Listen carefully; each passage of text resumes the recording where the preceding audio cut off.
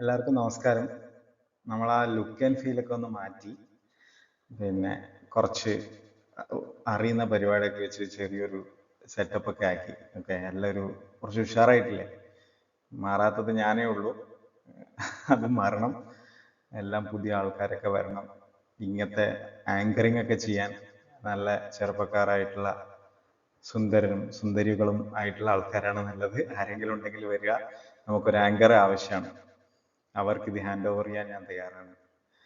മലയാളം പറയണം, പക്ഷേ മലയാളത്തിലായിരിക്കണം. ഓക്കെ, അപ്പൊ നമുക്ക് ആ, കാര്യത്തിലേക്ക് കടക്കാം. ജൂലൈ മാസത്തെ അപ്ഡേറ്റിലേക്ക് എല്ലാവർക്കും സ്വാഗതം. അപ്പോൾ കഴിഞ്ഞ പ്രാവശ്യം ചെയ്ത പോലെ ഈ ഒരു രീതിയിലാണ് നമ്മൾ അതിനെ ബൈഫർക്കേറ്റ് ചെയ്തിട്ടുള്ളത്. നമ്മൾ അനുശോചനം, പിന്നെ സമാജം ഇമ്പാക്റ്റ്, പിന്നെ പ്രവർത്തന റിപ്പോർട്ട്, പിന്നെ പ്രധാനപ്പെട്ട തീരുമാനങ്ങൾ. അപ്പോൾ കുറച്ച് നാളിൻ്റെ ഒരു ഗ്യാപ്പ് ഇവിടെ ഉണ്ടായി, അതിൽ ക്ഷമിക്കണം. കാരണം ഈ മെയ് മാസം ആൾക്കാരൊക്കെ നാട്ടിൽ പോകും. പിന്നെ ജൂൺ ജൂലൈ ആ മഴയുടെ സമയമാണ്. ഇത് പ്രവർത്തനങ്ങൾ പൊതുവെ കുറയുന്ന ഒരു സമയമാണ്. അപ്പോൾ എന്തെങ്കിലും അപ്ഡേറ്റുമായിട്ട് വരുമ്പോൾ എന്തെങ്കിലും ചെയ്തിട്ട് വേണ്ടേ വരാൻ. അപ്പോൾ അതുകൊണ്ട് വൈകിയത് കൊണ്ട് ഞാനതിനെ അങ്ങനെ കാണുന്നുള്ളൂ. അപ്പോൾ കുറച്ച് അപ്ഡേറ്റുകളായിട്ട് നിങ്ങളുടെ മുന്നിൽ വരാമെന്ന് വിചാരിച്ചു. അപ്പോൾ ഇനി നമുക്ക് വിഷയത്തിലേക്ക് കടക്കാം.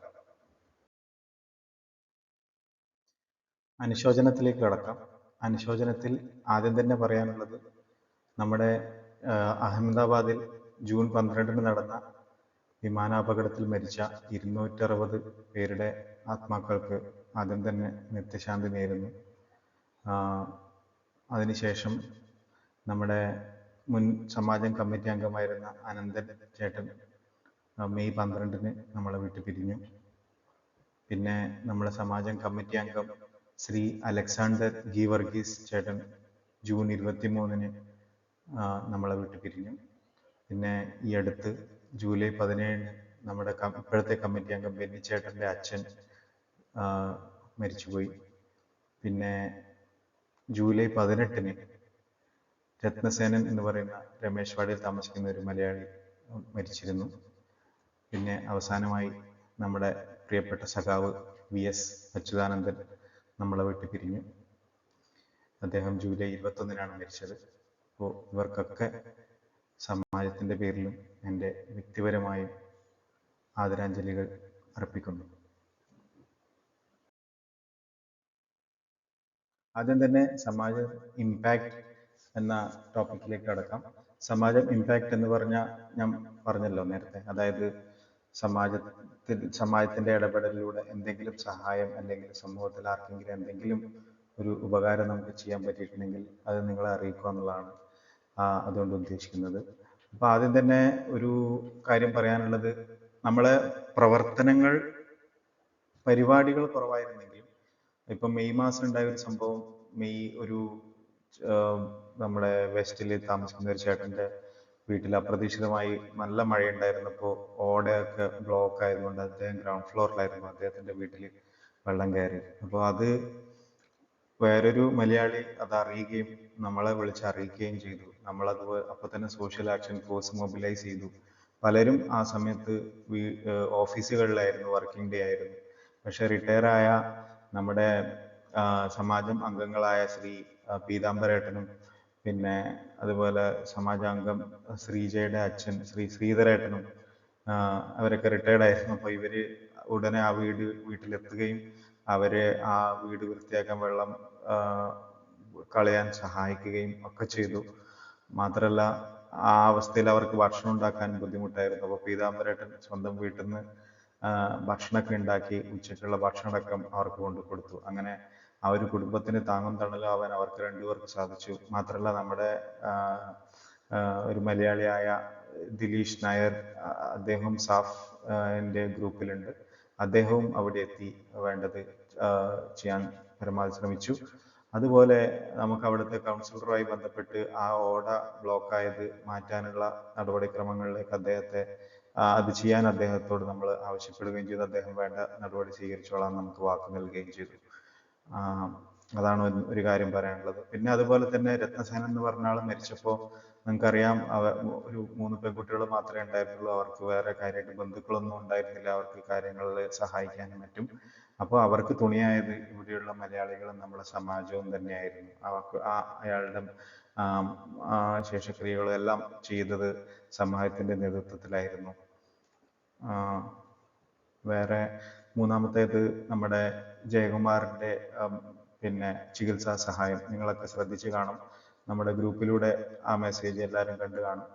അതായത് അദ്ദേഹത്തിന് സ്കൂട്ടറിൽ ആക്സിഡന്റ് പറ്റി ആശുപത്രിയിൽ അഡ്മിറ്റ് ആവുകയും ബ്രെയിനിൽ ക്ഷതം പറ്റുകയും ചെയ്തു, ക്രിട്ടിക്കലായിരുന്നു. അപ്പോൾ അദ്ദേഹത്തിന് വേണ്ടി നമ്മളൊരു ചെറിയൊരു തുക സമാജത്തിൻ്റെ പേരിൽ നൽകാൻ തീരുമാനിക്കുകയും ആ ഒരു ഫണ്ട് കളക്ഷൻ നമ്മൾ തുടങ്ങിയ അരമണിക്കൂർ കൊണ്ട് തന്നെ നമ്മുടെ ടാർഗറ്റ് എക്സീഡ് ചെയ്തു. 25,000 ടാർഗറ്റ് ചെയ്തത് 35,000 തന്നെ അരമണിക്കൂർ കൊണ്ട് കളക്ട് ചെയ്യാൻ പറ്റി.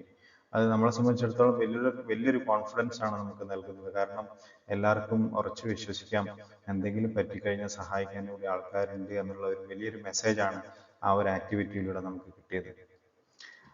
അതിനുശേഷം പിന്നെ കഴിഞ്ഞ ദിവസം വാട്സപ്പ് ഗ്രൂപ്പിലൂടെ ഒരു അപ്ഡേറ്റ് തന്നിരുന്നതിനെ കുറിച്ച്, ഒരു കുട്ടി, ഒരു മഹാരാഷ്ട്രനായ കുട്ടി, അവർക്ക് പഠിക്കാൻ അവരുടെ ഫീസ് അടക്കാത്ത കാരണം 10th സർട്ടിഫിക്കറ്റ് സ്കൂളിൽ നിന്ന് റിലീസ് ചെയ്യാത്ത അവസ്ഥയായിരുന്നു.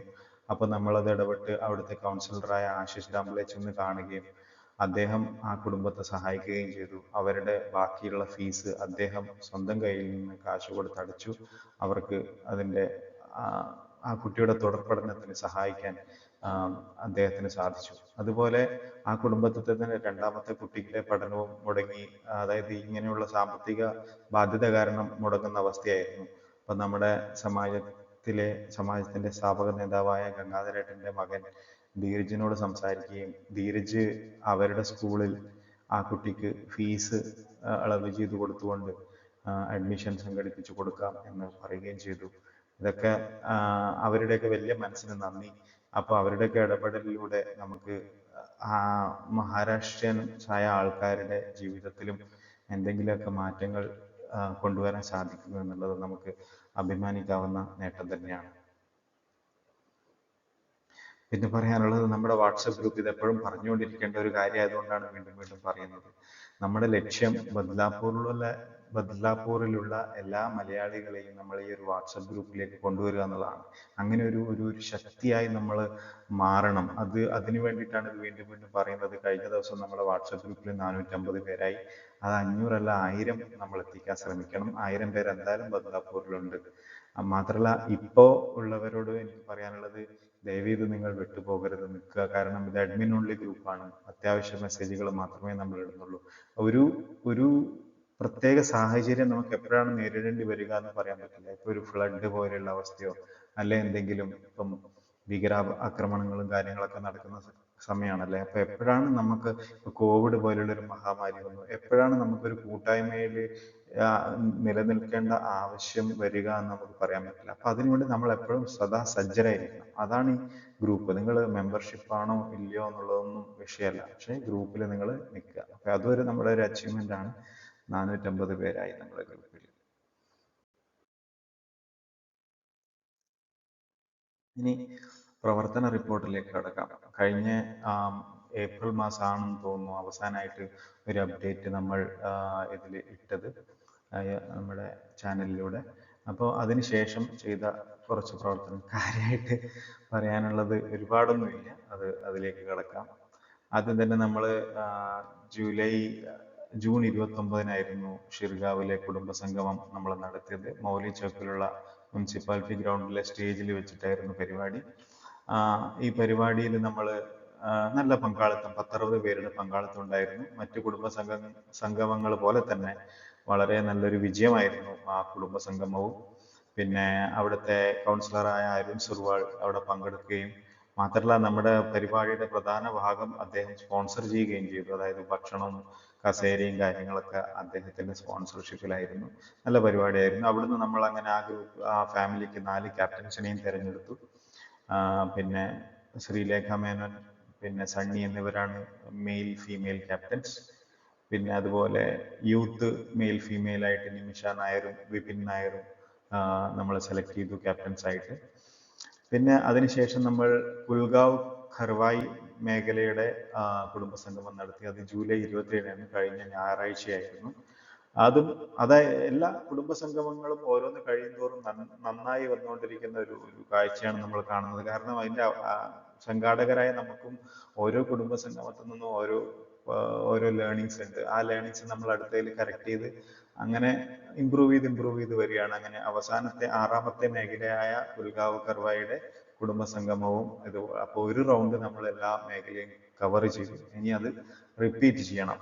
അപ്പോൾ അതുപോലെ കുൽഗാവ് കർവയിൽ നമ്മൾ ക്യാപ്റ്റൻസിനെ തിരഞ്ഞെടുത്തു. അതിൽ പിന്നെ മെയിൽ ഫീമെയിൽ ആയിട്ട് രാജ്കുമാറും പിന്നെ കവിതയും ആണ് മെയിൽ ഫീമെയിൽ ക്യാപ്റ്റൻസ്. അതുപോലെ യൂത്തിൽ നമ്മൾ ധീരജ് നമ്പ്യാറും പിന്നെ ദേവിക മേനോൻ, ഇവർ രണ്ടുപേരുമാണ് ക്യാപ്റ്റൻസായി തിരഞ്ഞെടുക്കപ്പെട്ടത്. പിന്നെ അത് കഴിഞ്ഞ് പറയാനുള്ളത് നമ്മുടെ ഗൃഹസന്ദർശനത്തെ കുറിച്ചാണ്. മലയാളം മിഷന്റെ ഭാഗമായിട്ടുള്ള ഗൃഹസന്ദർശനം എല്ലാ വർഷവും ഈ ജൂലൈ മാസം തന്നെയാണ് പൊതുവെ നടക്കാറ്. അത് മലയാളം മിഷനെ കുറിച്ച് രക്ഷിതാക്കളെയും കുട്ടികളെയും ബോധവൽക്കരിക്കുവാനായി നമ്മുടെ മലയാളം മിഷന്റെയും സമാജത്തിന്റെയും ഭാരവാഹികൾ വീടാന്തരം കയറി ഇറങ്ങി അവരോട് സംസാരിക്കുന്ന ഒരു ഏർപ്പാടാണ് ഈ ഗൃഹസന്ദർശനം. അപ്പൊ അത് നടന്നുകൊണ്ടിരിക്കുന്നു. കുറച്ച് കുട്ടികൾ അഡ്മിഷൻ എടുത്തിട്ടുണ്ട്, പക്ഷേ കഴിഞ്ഞിട്ടില്ല. അപ്പൊ ഇനിയും ഇത് കാണുന്ന നിങ്ങളിൽ ആർക്കെങ്കിലും കുട്ടികളെയോ ഇനി പ്രായമുള്ളവർക്കും മലയാളം പഠിക്കാം. നിങ്ങൾക്ക് മലയാളം ക്ലാസ്സുകളിലേക്ക് അഡ്മിഷൻ എടുക്കാനുള്ള സമയമാണിത്. ഓഗസ്റ്റ് 10 മുന്നേ എപ്പോൾ വേണമെങ്കിലും നിങ്ങൾക്ക് അഡ്മിഷൻ എടുക്കാം. അപ്പോൾ പുതിയൊരു അക്കാഡമിക് ഇയർ തുടങ്ങുമ്പോൾ നമുക്ക് ആ ഒരു ബാച്ചിലേക്ക് നിങ്ങളെ ചേർക്കാൻ സാധിക്കും. പിന്നെ കഴിഞ്ഞ ഞായറാഴ്ച, ശനി ഞായർ 26, 27 ദിവസങ്ങളിൽ ഒരു ടീച്ചേഴ്സ് ട്രെയിനിങ് നടന്നു. ബദ്ലാപൂരിലല്ല, ചെമ്പൂരിൽ വെച്ചിട്ടാണ് നടന്നത്. അപ്പോൾ അവിടുത്തെ ട്രെയിനിങ്ങിൽ നമ്മുടെ ഇവിടുന്ന് ജാസ്മിൻ നായർ ടീച്ചറും അതുപോലെ പീതാംബരൻ മാഷും ഇവിടുന്ന് ട്രെയിനിങ് അറ്റൻഡ് ചെയ്തു. അപ്പോൾ നമുക്ക് മലയാളം പഠിപ്പിക്കാൻ 2 പുതിയ അധ്യാപകരെയും കൂടി കിട്ടിയിരിക്കുകയാണ്. ഇത്രയും കാര്യങ്ങളാണ് പ്രവർത്തന റിപ്പോർട്ടിന്റെ ഭാഗമായിട്ട് പറയാനുള്ളത്.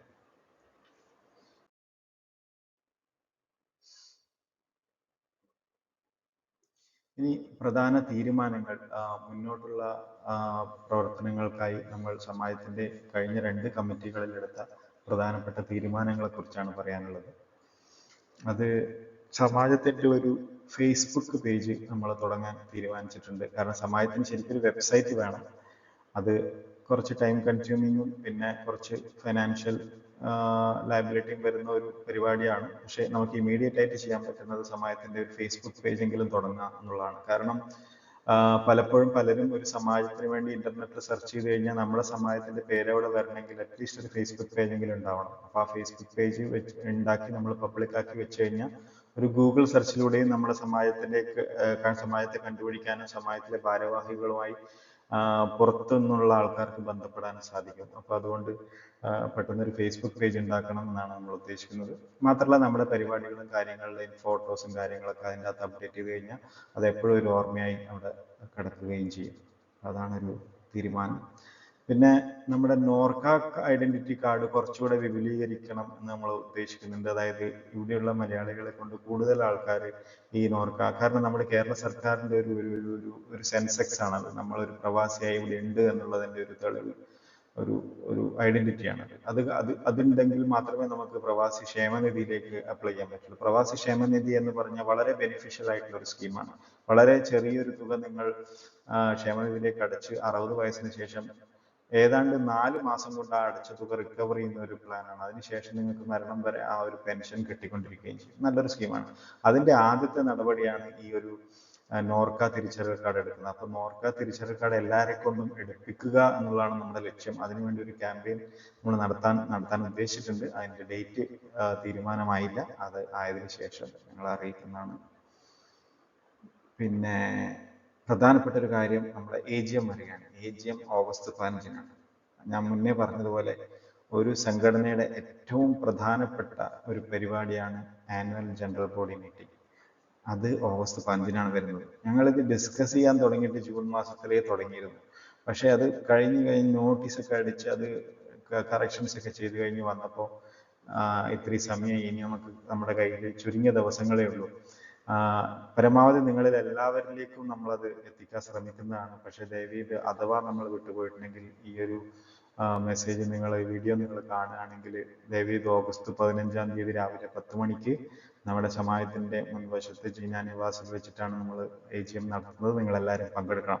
മാത്രമല്ല ഇപ്രാവശ്യത്തെ AGM-ന് ഒരു പ്രത്യേകത കൂടിയുണ്ട്. എല്ലാ പ്രാവശ്യവും നമ്മൾ വെക്കുന്ന സ്വാഭാവിക അജണ്ടകൾ മാത്രമല്ല ഉള്ളത്. ഇപ്രാവശ്യം 2-3 അജണ്ടകൾ എക്സ്ട്രാ നമ്മൾ വെച്ചിട്ടുണ്ട്. ആ അജണ്ട എന്താണെന്ന് എനിക്ക് നിങ്ങളോട് മുൻകൂട്ടി പറയേണ്ടതായിട്ടുണ്ട്. കാരണം നിങ്ങളൊക്കെ AGM-ന് വരുമ്പോഴത്തേക്ക് നിങ്ങളുടെ മനസ്സിൽ ചിന്തിച്ച് അതിനുള്ള സജഷൻസ് നമുക്ക് തരേണ്ടതാണ് AGM-ൽ. കാരണം AGM-ൽ വന്നിട്ട് ഒരു അജണ്ട കണ്ട് അന്നേരം ബ്രെയിൻ സ്ട്രോമിങ് ചെയ്യുന്നതല്ല യഥാർത്ഥ ചർച്ച. ആ അജണ്ടയെക്കുറിച്ച് നിങ്ങൾ മുന്നേ ചിന്തിക്കണം. അപ്പോൾ അതിൽ 3 കാര്യങ്ങളാണുള്ളത്. ഒന്ന്, നമ്മുടെ സമാജത്തിന്റെ ബിൽഡിംഗ് റീഡെവലപ്മെന്റിലേക്ക് എപ്പോഴും വേണമെങ്കിലും പോവാം. അപ്പോൾ അത് നമുക്ക് പുതിയ ബിൽഡിംഗ് നമുക്ക് കുറച്ചുകൂടെ സ്പേഷ്യസ് ആയിട്ടുള്ളത് എടുക്കണമെങ്കിൽ അതിന്റെ ഫൈനാൻസ് നമ്മൾ എവിടെ നിന്ന് അറേഞ്ച് ചെയ്യും, അങ്ങനെയുള്ള ചോദ്യങ്ങൾ. പിന്നെ നമ്മുടെ ബൈലോ 10-25 വർഷം പഴയതാണ്. അതിനുശേഷം അന്നേരം മൊബൈൽ ഫോൺ പോലും കാര്യമായിട്ട് ഉണ്ടായിരുന്നില്ല. ഇപ്പം മൊബൈൽ ഫോണായി, വാട്സപ്പായി, ഇമെയിലായി.